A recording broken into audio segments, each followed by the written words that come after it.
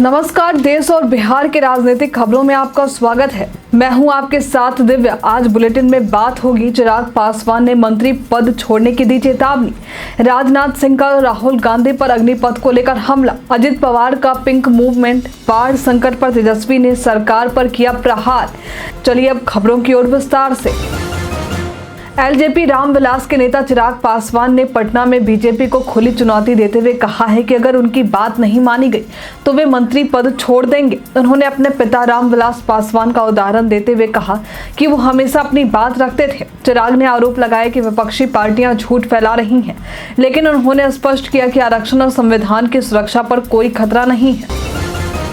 बिहार में smart meter को लेकर विवाद बढ़ गया है। विपक्षी पार्टियां आरोप लगा रही हैं कि इससे बिजली का बिल बढ़ गया है। कांग्रेस पार्टी ने इसे गरीबों पर थोपने की योजना बताते हुए राज्यव्यापी आंदोलन की चेतावनी दी है। पार्टी के नेताओं का कहना है कि स्मार्ट मीटर लगाने का उद्देश्य बड़े व्यापारियों को लाभ पहुंचाना है और इसकी वजह से बिजली महंगी हो गई है।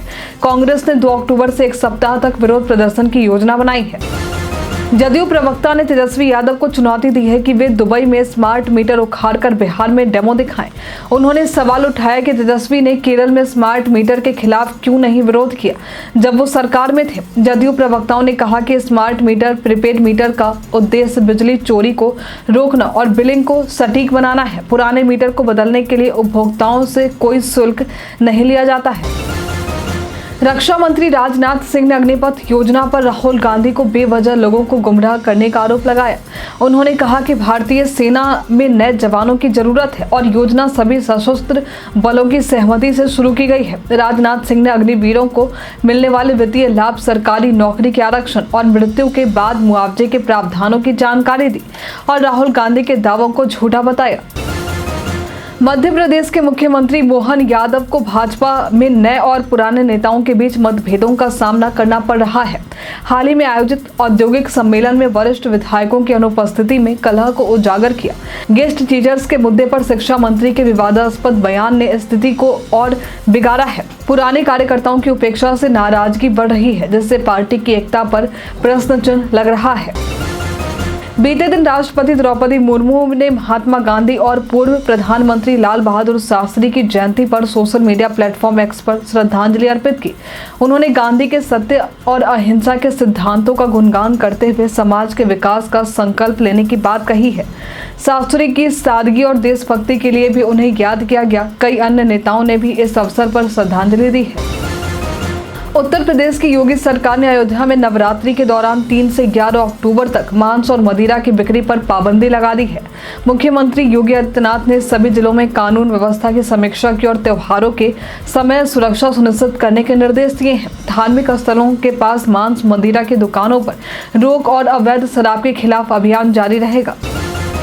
तिरुपति मंदिर के प्रसाद लड्डू में पशुओं की चर्बी की मिलावट के मामले में सुप्रीम कोर्ट में सुनवाई जारी है। सुब्रमण्यम स्वामी ने जांच की मांग की है। उनके वकील ने बताया कि मामले में उच्च पदस्थ व्यक्तियों के बयान चिंताजनक है। आंध्र प्रदेश सरकार ने लैब रिपोर्ट पेश की, लेकिन जस्टिस ने इसे स्पष्ट नहीं माना। कोर्ट ने एसआईटी जांच के आदेश के बावजूद प्रेस में बयान देने का सवाल उठाया है।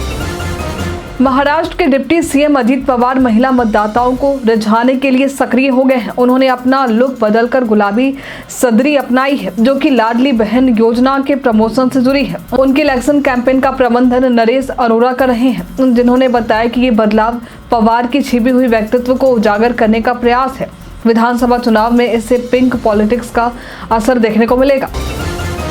केंद्रीय मंत्री चिराग पासवान ने राष्ट्रीय जनतांत्रिक गठबंधन छोड़ने की अटकलों का खंडन करते हुए कहा कि उनका पीएम मोदी के साथ रिश्ता कभी खत्म नहीं होगा। उन्होंने स्पष्ट किया कि वे गलत फैसलों का समर्थन नहीं करेंगे और सत्ता के लिए लालायित नहीं है। चिराग ने अपने प्रधानमंत्री के विचारों को और आगे बढ़ाने का आश्वासन दिया है और कयास लगाने वालों को जवाब दिया कि वे दोनों को अलग नहीं कर सकते हैं।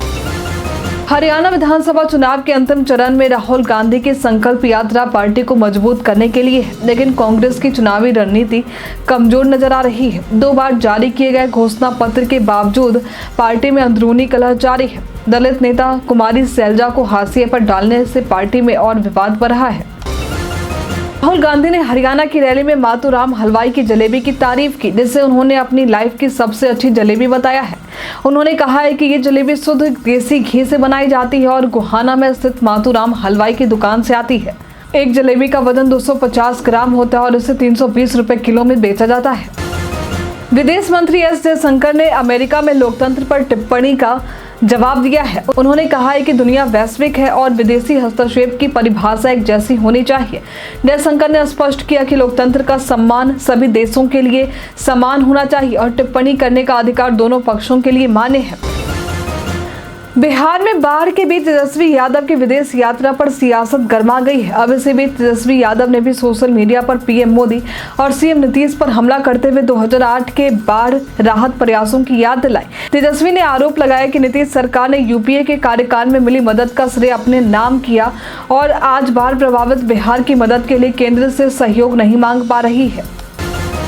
महाराष्ट्र विधानसभा चुनाव से पहले उप मुख्यमंत्री अजित पवार ने केंद्रीय मंत्री अमित शाह से मुंबई में मुलाकात की। ये बैठक राकांपा और भाजपा के बीच मतभेदों के बीच हुई है, खासकर मुस्लिम विरोधी प्रचार को लेकर।